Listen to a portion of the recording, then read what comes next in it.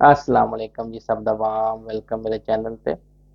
ਇੱਕ ਬਾਈ ਦਾ ਸਵਾਲ ਸੀ ਕਿ ਸਪੇਨ ਦੇ ਵਿੱਚ ਜਦੋਂ ਕੋਈ ਵੀ ਬੰਦਾ ਪਾਕਿਸਤਾਨ ਤੋਂ ਫੈਮਿਲੀ ਮੰਗਾਉਣਾ ਚਾਹੁੰਦਾ ਹੈ ਤਾਂ ਉਹਦੇ ਵਾਸਤੇ ਜ਼ਰੂਰੀ ਹੁੰਦਾ ਹੈ ਕਿ ਮਕਾਨ ਪਾਸ ਕਰਵਾਏ ਇੱਥੋਂ, ਕਿ ਅਕੋਰਡਿੰਗਲੀ ਕਿਤਨੇ ਤੁਹਾਡੇ ਕੋਲ ਬੱਚੇ ਹਨ ਨੇ ਔਰ ਉਸ ਦੇ ਮੁਤਾਬਕ ਮਕਾਨ ਪਾਸ ਕਰਵਾਉਣਾ ਪੈਂਦਾ ਹੈ।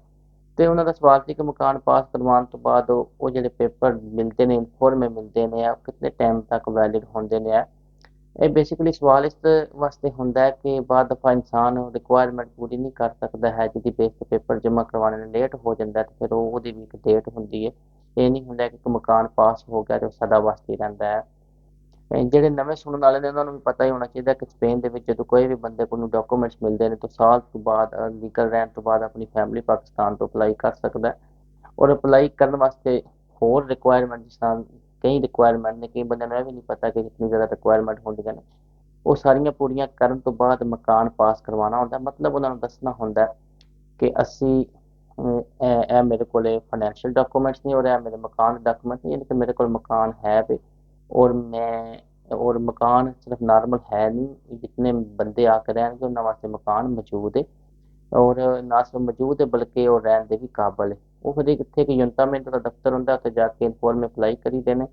ਉਸ ਤੋਂ ਬਾਅਦ ਉਹਨਾਂ ਦਾ ਇੰਸਪੈਕਟਰ 15-20-25 ਦਿਨ ਦੇ ਅੰਦਰ ਅੰਦਰ ਚੱਕਰ ਲਾਉਂਦਾ है, वो आके देखता है कितने बंदे आके रहने, उन्होंने डिटेल कितनी है, बाथरूम कैसा है, किचन कैसा है, कमरे कितने ने, उन्होंने फरमाइश कितनी है।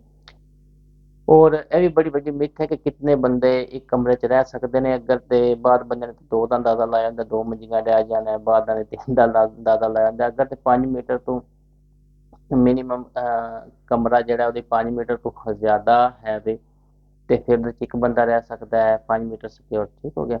ਅਗਰ 8 ਮੀਟਰ ਸਿਕਿਉਰ ਹੈ, ਫੁੱਟ ਬਾਈ ਫੁੱਟ ਨੂੰ ਜ਼ਰਬ ਲਾ ਕੇ ਕਰੀਦਾ ਨਾ, ਚੜਾਈ ਲੰਬਾਈ ਦਾ। ਔਰ ਅਗਰ 8 ਮੀਟਰ ਤੋਂ ਉੱਤੇ ਵੇ ਤੇ ਫਿਰ ਦੋ ਬੰਦੇ ਰਹਿ ਸਕਦੇ ਨੇ, ਅਗਰ 12 ਮੀਟਰ ਤੋਂ ਉੱਤੇ ਵੇ ਤੇ ਫਿਰ ਤਿੰਨ ਬੰਦੇ ਰਹਿ ਸਕਦੇ ਨੇ। ਜਿਹੜਾ ਬੇਬੀ ਹੁੰਦਾ ਛੋਟਾ ਫੀਡਿੰਗ ਵਾਲਾ, ਉਸ ਨੂੰ ਗਿਣਿਆ ਨਹੀਂ ਜਾਂਦਾ ਹੈ, ਠੀਕ ਹੈ। ਇਸ ਤਰ੍ਹਾਂ ਤੁਸੀਂ ਇਸ ਤਰ੍ਹਾਂ ਅੰਦਾਜ਼ਾ ਲਾ ਸਕਦੇ ਹੋ ਹੈ।